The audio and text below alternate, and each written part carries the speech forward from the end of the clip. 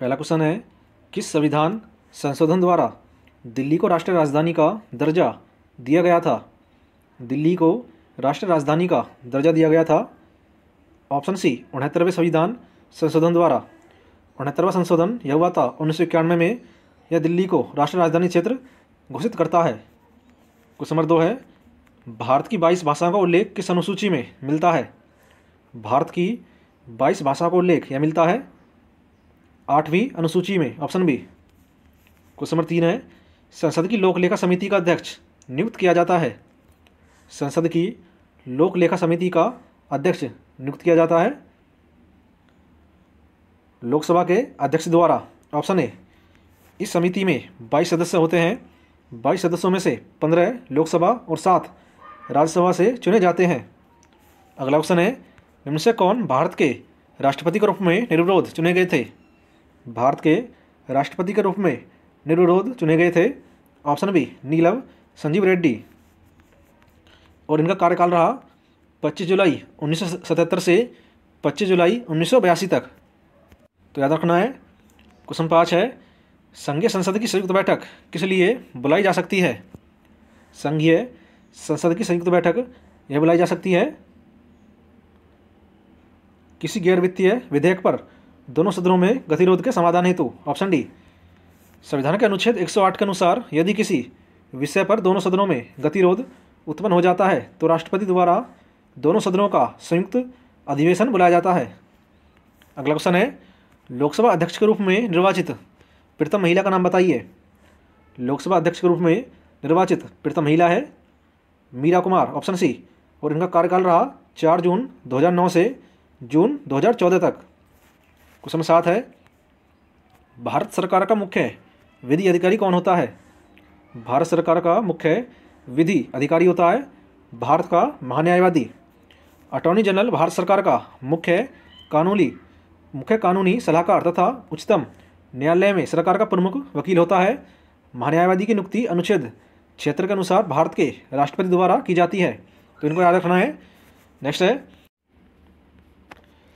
Question number 8 है, संसद के किसी भी सदन के 2 सत्रों के बीच अंतराल किससे अधिक नहीं होना चाहिए?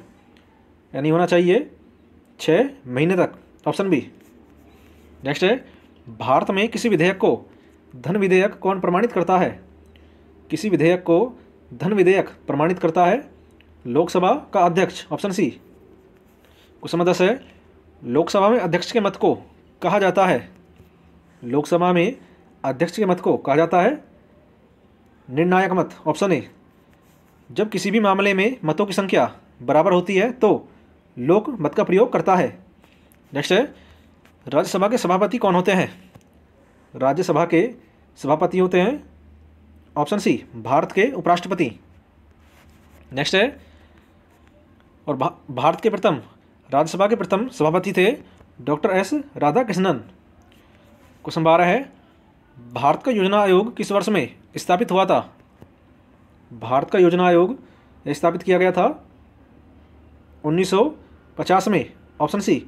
योजना आयोग 15 मार्च 1950 को गठित किया गया था और योजना आयोग की जगह नीति आयोग यह गठित किया गया है 1 जनवरी 2015 को। नेक्स्ट है, लोकसभा का कार्यकाल कितनी बार 6 वर्ष तक बढ़ाया गया था? लोकसभा का कार्यकाल 6 वर्ष तक बढ़ाया गया था 1 बार। लोकसभा का कार्यकाल अब तक केवल 1 बार 1975 में घोषित आपातकाल के दौरान 5 वर्ष से बढ़ाकर 6 वर्ष तक किया गया था। अगला क्वेश्चन है, भारतीय संविधान में संवैधानिक उपचारों का अधिकार किस अनुच्छेद में दिया गया है? संवैधानिक उपचारों का अधिकार दिया गया है आर्टिकल 32 में। भारत का प्रत्येक नागरिक अनुच्छेद 32 के तहत मौलिक अधिकारों को लागू कराने के लिए सर्वोच्च न्यायालय जा सकता है। सर्वोच्च न्यायालय अनुच्छेद 32 के तहत एवं उच्च न्यायालय अनुच्छेद 226 के तहत रिट जारी कर सकता है। डॉक्टर भीमराव अंबेडकर ने अनुच्छेद 32 को संविधान की आत्मा और हृदय कहा था। अगला क्वेश्चन है, शिक्षा का अधिकार एक मौलिक अधिकार कब बना था? शिक्षा का अधिकार एक मौलिक अधिकार यह बना था 1 अप्रैल 2010 को, ऑप्शन बी। शिक्षा के अधिकार को 86वें संशोधन अधिनियम 2002 के द्वारा अनुच्छेद 21 के जोड़कर शिक्षा को मौलिक अधिकार बना दिया गया है। नेक्स्ट है, इनमें से कौन सा मूल अधिकार नहीं है? इनमें से मूल अधिकार नहीं है ऑप्शन बी संपत्ति का अधिकार। समानता का अधिकार यह दिया गया है अनुच्छेद 14 से 18 में। स्वतंत्रता का अधिकार यह दिया गया है अनुच्छेद 19 से 22 में। शोषण के खिलाफ अधिकार यह दिया गया है अनुच्छेद 23 से 24 में।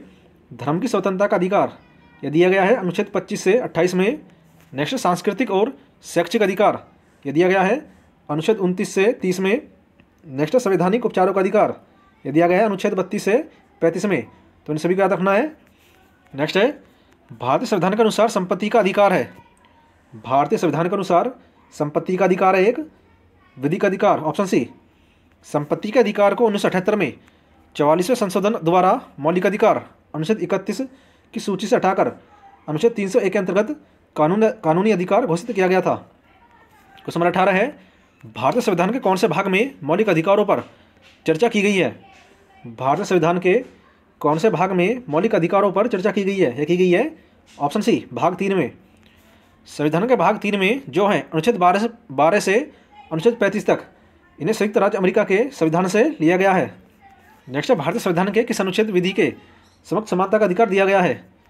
भारतीय संविधान के किस अनुच्छेद में विधि के समक्ष समानता का अधिकार दिया गया है? तो दिया गया है ऑप्शन बी अनुच्छेद 14 में। अगला ऑप्शन है निजता का अधिकार किसके अधीन आता है? निजता का अधिकार आता है अनुच्छेद 21 के तहत ऑप्शन सी। निजता का अधिकार संविधान के अनुच्छेद 21 के तहत प्राण और दैहिक स्वतंत्रता का संरक्षण प्रदान करता है। अगला क्वेश्चन है भारतीय नागरिकता किसके द्वारा दी जाती है? भारतीय नागरिकता दी जाती है केंद्रीय गृह मंत्रालय द्वारा ऑप्शन सी। नागरिकता अधिनियम 1955 के प्रावधानों के अनुसार शर्तों और प्रक्रियाओं के अनुपालन के तहत प्रदान की जाती है। क्वेश्चन 22 है किस संवैधानिक अधिनियम में मतदान करने की आयु घटाकर 21 वर्ष से 18 वर्ष कर दी गई थी? यह कर दी गई थी 61वें संशोधन अधिनियम द्वारा ऑप्शन बी। 61वां संशोधन अधिनियम यह हुआ था 1989 में। तो दोस्तों आज के लिए इतना ही। वीडियो कैसी लगी कमेंट बॉक्स में जरूर बताएं और वीडियो को ज़्यादा से ज़्यादा शेयर करें और चैनल को सब्सक्राइब अवश्य करें। धन्यवाद।